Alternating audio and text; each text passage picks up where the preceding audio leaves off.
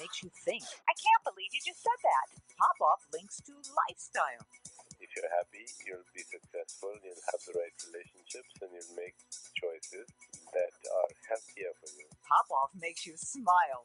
He said, I don't want you pulling his tail or riding him or sitting on him. He said, and if you do that, he said, I will give you a Lassie puppy next year. Are you serious? Did you get one? Oh, yes, I did.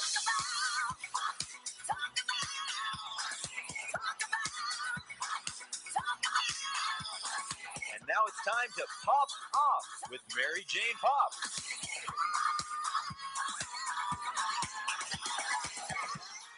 And it is that time again. Hi, Mary Jane Popp here. Welcome to the Pop Off Radio Show. Got a good one for you today. A little bit later on, we're going to be talking with Joffrey McClung. She wrote a book called The Heart of the Matter. But her topic is the uncivil society that we're in. I mean, really, when you think about it, some ridiculous things that are said about people. It's a mean society. Why have we come so low? I don't understand. And maybe with the conversation that I'm going to have with Joffrey, she can fill us in as to what's happening and where we're going from here, because it doesn't seem like it's going to be much better. Joffrey is also a former media producer and independent filmmaker, but she really, really wants to get into this whole thing about the growing incivility of our country and probably the world for that matter. We hear these ridiculous situations and how people, well, mostly adults, but it happens at all ages, they go after each other with a vengeance, name-calling, finger-pointing, lying through their eye teeth, and certainly no remorse to go along with it. So why are we so uncivil with each other? And is it going to get worse? I don't know. With electronic media, I think so. But we're going to find out from Joffrey McClung. Joffrey is a former media producer and independent filmmaker and author of The Heart of the Matter. And she tells me the common sense answer to our growing incivility, and I don't know if it's ever going to change. Let's talk with Joffrey and find out. How you doing, Joffrey? I'm doing great, Mary Jane. How are you doing? Now, I'm doing fine, but you say the common sense answer to our growing incivility. Common sense, we've lost our way. What do you mean common sense? Common sense says you don't do that. Well, yes, we have seemed to have let common sense go out the window, haven't we? I mean, People are absolutely going wacky out there, hitting each other. I just saw a thing on TV about a referee who had to start a Facebook page to shame the parents at his Little League game, so they'd stop behaving so badly. So, yes, Mary, common sense seems to be lacking. Well, and since you brought this up about, games, etc., the parents, it's like, are they trying to live their lives through their kid? And if their kid doesn't perform, then they get on the coaches, and then the poor kid has to live with that. And to be honest with you, you're destroying your child. You're hurting them. It's a game, for heaven's sake. What are you doing? They absolutely have lost their minds. Their anger is out of control. I read an article from Time magazine that said America's anger is out of control, and it called anger a lazy person's emotion because it's quick and it's delicious. And I would add it's also addictive. It gives you that false sense of power, which means what you're really doing is you're already feeling powerless, which takes us back to that lack of self-love. But I want to get back for a second, if you don't mind, to the common sense we were talking about. Yeah. We were all raised in a certain way with certain common sense lessons that our parents passed down to us that their parents taught them. We need to bring those back. Mm-hmm. Now, what I've done is I've taken those 3 lessons and made them into sort of games and challenges, if you will, to help us bring this common sense back. For instance, one of the games, and I want parents to play it as well as kids, because really parents are out of control, Mary Jane, out of control. Kidding. Yeah. The first game I call the game of lacing up. Now, this is when somebody in your family or your friends begin to get judgmental or critical of someone else. You're going to call lacing up time, and what you're going to do is you're going to sit down together and you're going to walk in that person's shoes. We were all taught that, walk in someone else's shoes, but you're going to sit together and you're going to imagine what may be happening in that person's life to make them behave that way. This is going to take you out of judgment and move you into compassion, which is something we desperately need in this life, I think. Now, the second one... Now, before you go to the second one, let's go. This judgmental thing, it's almost like a pack mentality. People don't want to think for themselves anymore, Joffrey. It's easier if somebody tells you what to do and how to do it, and then you can blame them if it doesn't work. Oh yeah, people. There are sheep. There are definitely sheep in this world, and it's Yes. like you said, so much easier to say, well, they're telling me to believe this, or to act this way, or to hate this group or that group, and I don't have to think about a thing. Again, it brings up that delicious anger. Yeah. Oh, I can blame them. I can follow the pack. And again, it only happens when you're feeling powerless, or you're feeling invisible, or you're feeling unlovable. That's the only reason you move into judgment. And judgment for me is one of those go-to behaviors when you are feeling invisible or powerless or unlovable. Because when you're feeling loved and lovable and in your power, you don't need to judge anybody else No. at all. Yeah. You only do that when you're in that weak place. Judgment is for weakness. Okay, so that's number one. Number two. Number two, practicing the power of I am sorry. Ooh. Now, this is going to build connection because you cannot connect to someone you don't trust. And frankly, you can't trust someone who refuses to admit they made a mistake and offer a sincere apology. I think we see this a lot these days, and it seems to have, I don't know, almost like a badge of honor to say, I'll never say I'm sorry. Mm-hmm. That is not a badge of honor. Good Lord, people. That's a badge of an idiot. Exactly. And actually, my dad taught me this lesson. We'd had a fight, and I was like 7 years old, and I was so mad. And I was in my room. I slammed my door shut, and I heard a knock on the door, and I said, "All right, you can come in," begrudgingly. Mm-hmm. And there was my dad. He walks in, and he says, "I'm so sorry. I made a mistake." I mean, my heart just opened up in that moment. He showed me two things. One, it's not weakness to say I made a mistake and I'm sorry. And two, my trust for him just leapt. Yeah. Because now I could trust that we could communicate and admit both of us when we're wrong. And I was 7 years old. So practicing the power of I'm sorry, everybody needs to mirror that for their children so that the children know they can also do it and be strong in it. But we have these narcissistic people who would never admit that they're wrong. Everything that they do is right. Oh, well, I can't heal narcissism, and if you're, and I can't heal sociopaths. I mean, we have some of those in our society too, Yeah. and you're not going to help them grow their empathy or their connection or their compassion. It's going to be impossible. But most of us walking around do have some of that in us, that empathy, that compassion, and do have a desire to connect. We just got to wake up and remember that desire, and remember why we do that, because it makes a better world for all of us, people. It's common sense. Yeah, there we go. Back to that. Okay, so the power to say I'm sorry. What number three? Number three is called the 7-day challenge of taking the fear out of the unknown. When you're afraid of something, it's usually because you don't understand it or it's so alien to you. So let's say somebody in the family, and we'll use a kid in this example, but again, I want to stress adults need to do this too. Your kid sees a new kid, somebody different on the street, or somebody different has, come to school. You're going to challenge them for every day for 1 week to bring you something new they've learned about that person. Maybe it's about the clothing that looks so strange. They're going to learn something about that. They're going to learn something every day. They're either going to have to talk to that person at school, or if it was somebody on the street, they're going to have to go online and do a little research about that clothing or that language or that funny accent. And by the end of the week, for adults too, please, I'm stressing that for adults, you're going to make that person human to you again, and you're not going to be afraid of them, and you're going to be able to have empathy for them. So if we do these three things, we could have compassion and empathy and connection. And these are lessons I'm sure your parents taught you. Oh yeah, oh yeah. I don't know why we've thrown them out the window and don't think they're important. They are important. Well, and we can grow those things but if we practice it. I think part of the problem is, what do we value in our society today? Do we value caring? Do we value compassion? Do we value friendship? No. What we value is, I've got a big house, I got a fancy car, I got a lot of money. And when you put those and things power. And power, well, money and power to me are interchangeable. Yeah. And when you have those things at the top of your list, you're never going to have any kind of feeling for anybody else. You're not going to care.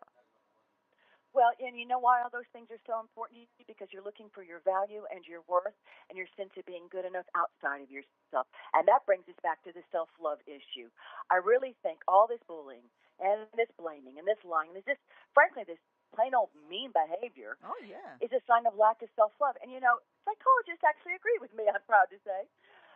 because they have shown that people who have feelings of worthlessness or lack of value or self-loathing or self-hatred, it greatly impacts your ability to have healthy, loving relationships and can actually cause the person to see benign acts, simple acts, as hostile, thus creating enemies, where there are no enemies. I think we're seeing a lot of people creating enemies where there are no enemies.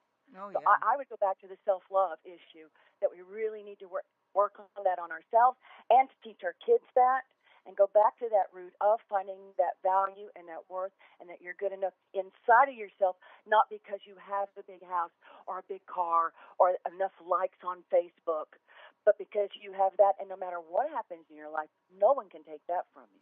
It's amazing because, the one thing about, and you talk about this too, loving your neighbor. And it doesn't make any difference what your neighbor is, whether they're a liberal or not, or a conservative or not, if they're black or white or culture's different. Isn't this part of the Ten Commandments? Love your neighbor. You got to love your neighbor, right? But you know what? I find that people who have self-loathing, they're not going to love their neighbor because they don't feel loved themselves. It's weird. It all ties together, Mary Jane. The more work I've done on this, the more study, the more I've written about it, and the more I've talked and helped people and taught people, the more I find it's all interconnected. That's why I one time said, forget loving your neighbor, it's about loving yourself. Everybody looked at me like I was out of my mind. And I said, because when you love yourself, people, I'm not out of my mind. I'm not some sort of, satanic worshiper here. But when you love yourself and you've learned to be compassionate for your mistakes or your stumbles, suddenly you have compassion for others' mistakes and stumbles. It's amazing what you practice on yourself, you're willing to give to others. When you've learned to accept your flaws and weakness, suddenly you're able to accept others' flaws and weakness. It's really circular. How you treat yourself is how you're going to treat other people. So those people who are misbehaving and being judgmental, what's going on inside of them is not real pretty about how they feel about themselves.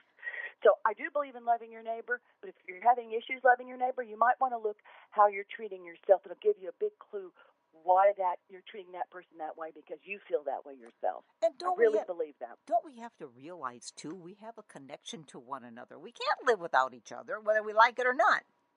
Oh, we're all connected. And what's weird is what happens to one person is going to impact me.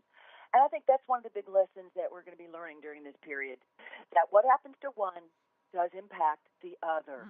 So you can't put your head in the sand. You can't pretend it's not happening or your neighbor's not miserable. It's going to impact you.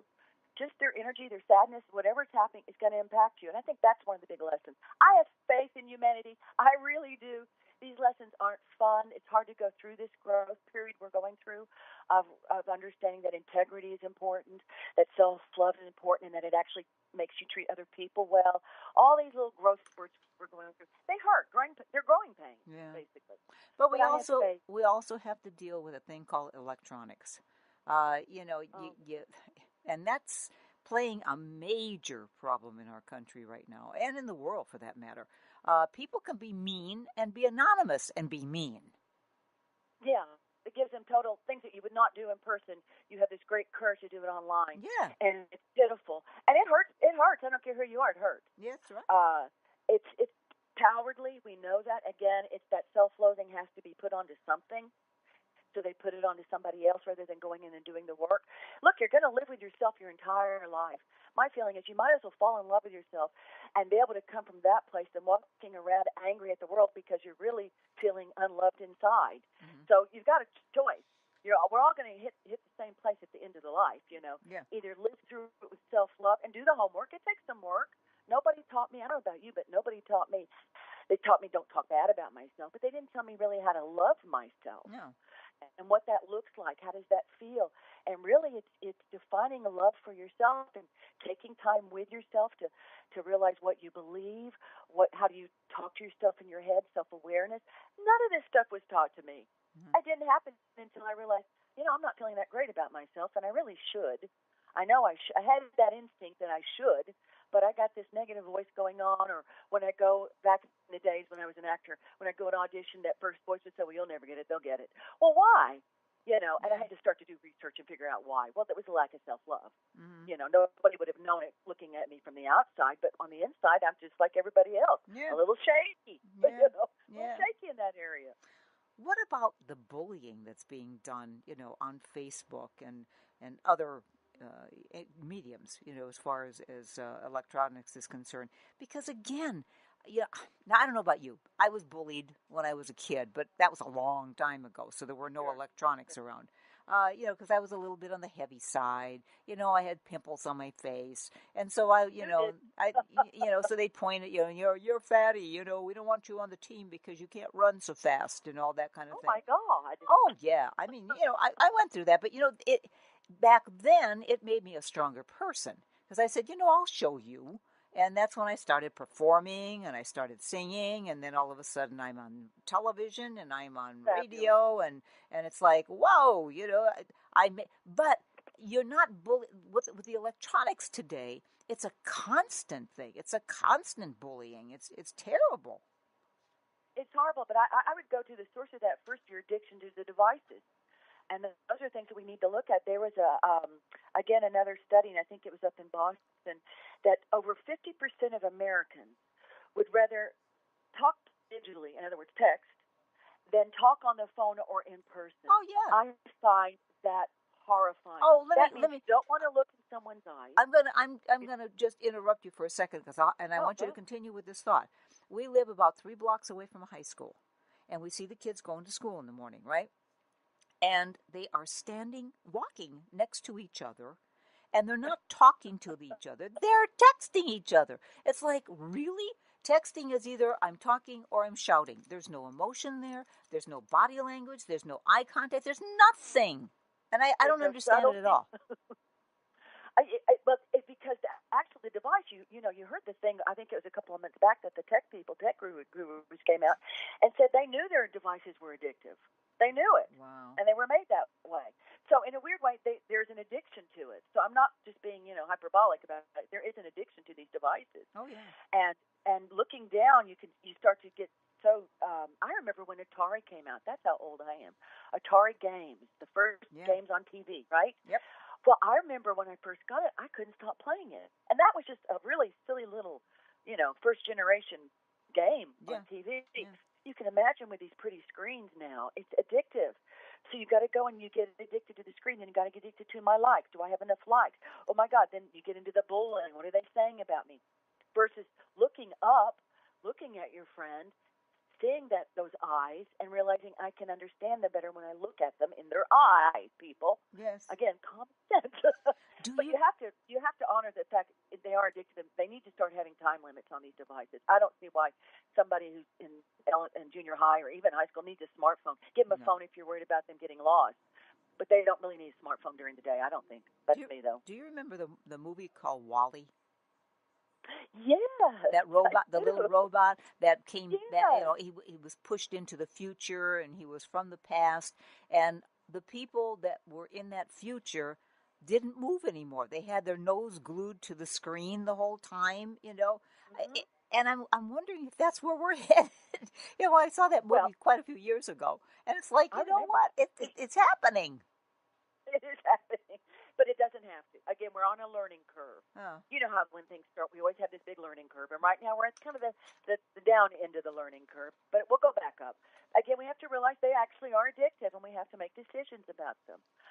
It's like back in New York, people would leave the office and they would be walking the streets just taking every moment to their next meeting rather than looking around, looking at the trees that were blooming in the spring or, the faces in front of them, just taking in their environment, which I love to do. I'm big on that. Yeah, me too. But I was amazed, like, if you're that busy, are you a brain surgeon that you have to be on your phone this moment? Mm-hmm. Or in the elevator, really? I don't think you're that important, people. Yeah. Or you see, the other thing, too, is this generation, our generation, we didn't have that because we know what the other one was like, okay? But this generation and then the next generation, I see, when I'm shopping and you see a little child in a stroller, maybe 2 years old, maybe not even that. And what do they have in their hands? They've got games, and mom's totally ignoring them, or dads for that matter. But it's like, really? They're going to grow up thinking that's what their life is like, what they have in their hand, that little device? That's not real life. No, and what drives me crazy when I go out to eat, and I'll see the kids, and they have to have their devices, or they have to eat, even if it's not a device, it could be coloring book. And I remember going out, and we were so excited to go out to eat. We called it, let's go out to eat. We'd go out, and we'd sit there and we'd actually have a conversation with our parents. We Yes. felt like such big people because our parents were talking to us at this, restaurant. They probably weren't that fancy of a restaurant, but we felt Doesn't fancy because matter. we were little. Yeah. And why aren't parents talking to their kids at the table if you're out to eat? I don't understand that. Do you not find your kids that fascinating? I've seen adults at the dinner table at restaurants, and they are not talking to each other. These are adults, and they were texting each other across the table. It's insane. Oh my gosh. Well, that's not the kind of relationship I'm interested in having. Thank you very No, much. absolutely not. So where do we begin? I mean, how do we stop this? Not to stop it, curb it is what we're doing. Well, as far as the devices, I think you have to realize they're addictive and decide that when I'm with somebody, I'm going to engage with them. Mm-hmm. That means I'm going to put my phone down. I'm going to look them in their eyes. I'm going to talk to them. If I'm walking to the next meeting, I'm going to take in my environment for that 5 minutes. I'm going to breathe, and I'm going to look around me, listen to the sounds. If I'm at the deli or the dry cleaner, I'm going to take a moment and talk to the person behind the counter. I'm going to engage. So you're going to engage. You're going to appreciate who you're with. So you're going to look at them. You're not going to text as you're walking. You're going to soak up your environment. These are easy things. You can pick one and say, I'm going to do that for the week. If you're really addicted to your stuff, say, I'm not going to text as I'm walking to my next meeting. Do it for a week and see what happens. Yeah. See how it feels. It feels good. How do you explain this to your child or to your teenager or whatever when you've got all the way up to the White House, you've got a president who tweets nasty stuff all the time? They're going to say, well, the president's doing that. Why can't I? Well, I have a lot of things I could say about that I won't since we're on the air. But I mean, doesn't that bug you? That bothers me big time because that's not an example to the young people at all. Oh, it drives me insane, I think. But I think in a weird way it's a mirror of our inner bully and our mirroring bullyingness and meanness and negativity and lack of self-love, big time, big time. Look, when you're lacking in all that, you are a bully. You become a bully. You just do. Well, you try to make other people feel smaller than you. Well, the only people who do that are people who already feel small. Yeah, I agree. Right? Yep. So I say I would tackle the core of the issue and make sure with your kids you're really teaching them and showing them what self-love is, how to self-nurture, how to self-accept, how to have self-compassion, that they're deserving of love no matter who they are. It's not about what you own or who you know. The fact you're alive means you're deserving of love and respect. Self-gratitude, be grateful, celebrate who you are, honor your accomplishments. Start putting some of this stuff into your daily life and practice it. It takes practice.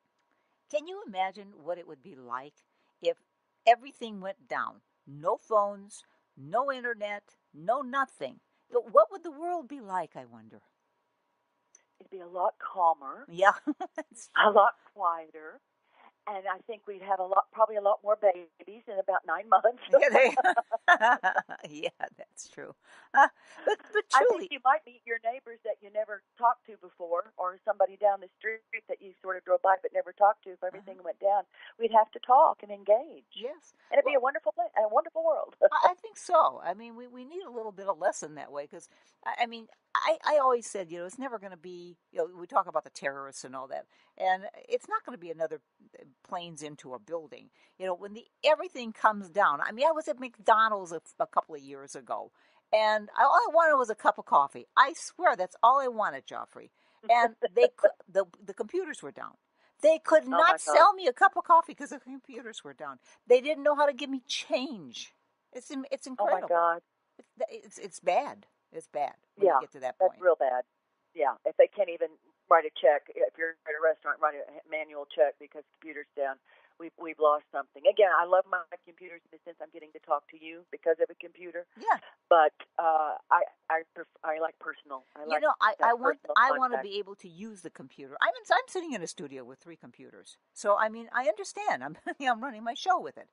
But excuse me, I'm using it. It is not controlling me. Exactly. But again, your brain was formed.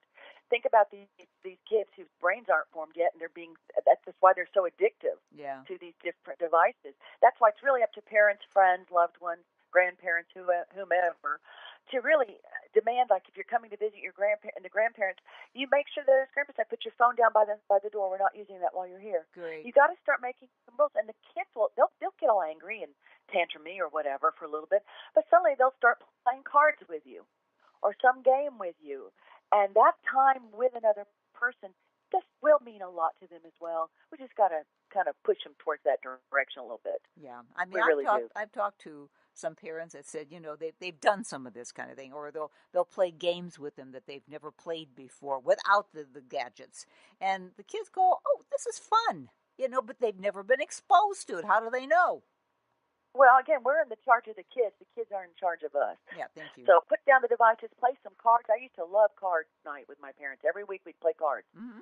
Some silly game when we were real little, and we got better as we got older, to spades or something, But they were a ball. We'd laugh and take breaks and make fudge and then sit back down and play some more. It was the whole night. Yeah. And you got to know each other, huh? You got to know each other. Yeah, they got to know us, and we got to realize, hey, we kind of like our parents. Absolutely. Now, do you have a website? I sure do. It's JoffreyMcClung.com, but it might be easier if you just say it's all about self-love, ITS. It's all about self-love.com. And the book itself, The Heart of the Matter, is that available? Where is it available? It's available at Amazon, Barnes & Noble, Balboa. You can go to my website and see some preview of it if you like. It will help you through your journey of self-discovery and finding your way back to self-love. Fantastic. Well, Joffrey, I want to thank you so much for taking the time to be with us. Keep up the good work. We got to keep beating the drum because we've got to get people to start listening. Because if it keeps going this direction, we'll be so separated from each other, we'll never be able to come back again. I have faith, Mary. We're going to make the curve back up. I love it. Joffrey, thank you so much. Take care now. You too. Thank you, Mary. Bye-bye. Bye-bye.